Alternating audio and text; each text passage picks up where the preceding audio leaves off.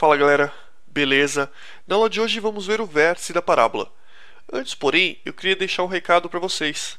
Inscrevam-se no nosso canal no YouTube, porque só assim você vai ficar a par de todas as nossas novidades. Beleza, pessoal? Bem, gente, o vértice da parábola vai ser dado pelo ponto menos b sobre 2a e menos delta sobre 4a, ou seja, o x do vértice vale menos b sobre 2a e o y do vértice menos delta sobre 4a. Beleza, agora o que é vértice, gente? Vértice vai ser o ponto de máximo ou um ponto de mínimo. Se a parábola for boca para baixo, vai ser um ponto de máximo. Você nota aqui que é o ponto mais alto da parábola. Se a parábola tiver o quê? Boca para cima, vai ser um ponto de mínimo. Você nota que é o ponto mais baixo da minha parábola. Mas, independente do caso, se ela vai ser boca para cima, boca para baixo, o x do vértice sempre vai ser, nos dois casos, menos b sobre 2a.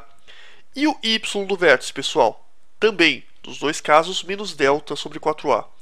A gente vai ver agora uma animação para vocês entenderem melhor como que funciona isso. Beleza, gente? Bom, pessoal, eu vou mostrar para vocês alguns detalhes muito interessantes a respeito das parábolas. O que acontece, pessoal? As parábolas elas vão ter sempre um ponto de máximo ou um ponto de mínimo. O ponto de máximo ou o ponto de mínimo sempre vai ser o vértice da parábola. Você vê que a parábola vai fazer uma curva, né? Então, nessa curvinha aqui em cima, na mudança de curvatura, o que acontece? A gente tem o vértice da parábola, que pode ser o ponto mais alto ou o ponto mais baixo. Como que a gente faz para saber se é o ponto de máximo ou um ponto de mínimo? Simples.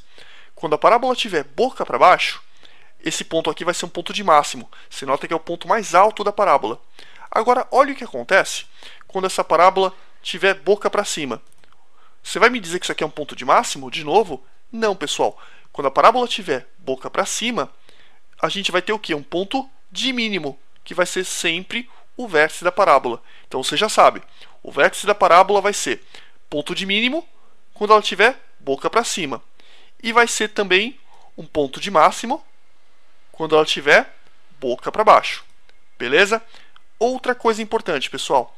As raízes da equação, ou melhor dizendo, as raízes da minha função, elas vão ser simétricas em relação ao vértice.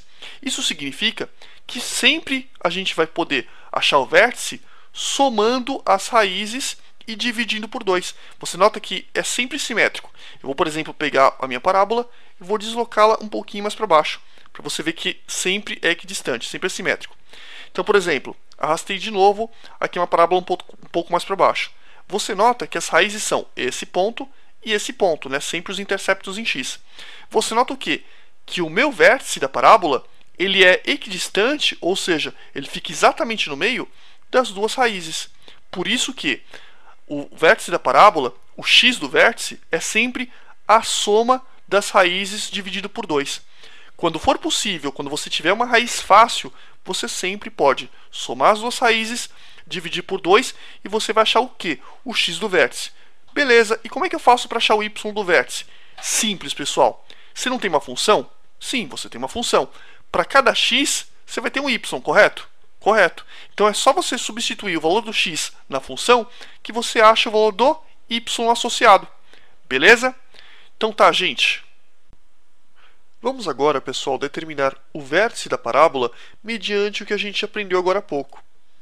Vamos determinar as coordenadas do vértice da função f de x é igual a x ao quadrado menos 5x mais 6.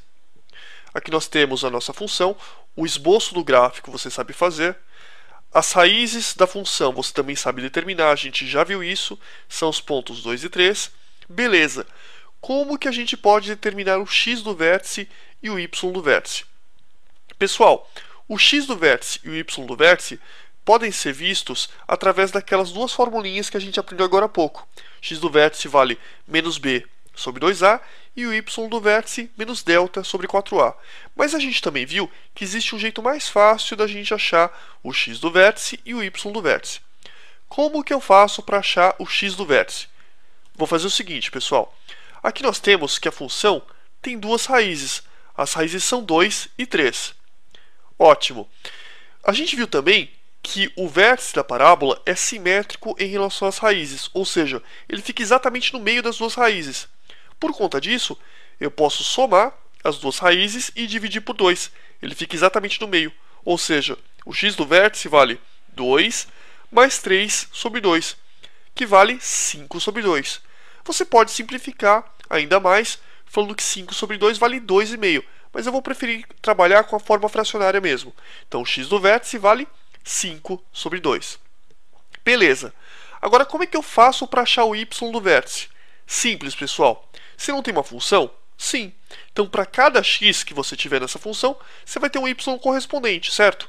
Certo. Então, se você substituir o valor do x do vértice que você encontrou na função, você vai encontrar o quê? O y do vértice. Vamos ver como funciona? Então, eu vou pegar esse 5 sobre 2 que a gente acabou de descobrir e vamos jogar aqui na função. Então, y é igual a x ao quadrado, vou substituir por 5 sobre 2. Então, y do vértice é igual a 5 sobre 2 ao quadrado, menos, não é 5x? Menos 5 vezes 5 sobre 2, mais 6. Se você resolver essa equaçãozinha, você vai chegar na seguinte resposta, que o y do vértice vale menos 1/4. Maravilha, pessoal! Então, nós determinamos tanto o x do vértice quanto o y do vértice de uma maneira bem simples. Mas, uma coisa importante, nos casos mais difíceis, você sempre vai usar a formulinha. Que formulinha? X do vértice vale menos b sobre 2a. E o y do vértice, pessoal? Menos delta sobre 4a. Beleza?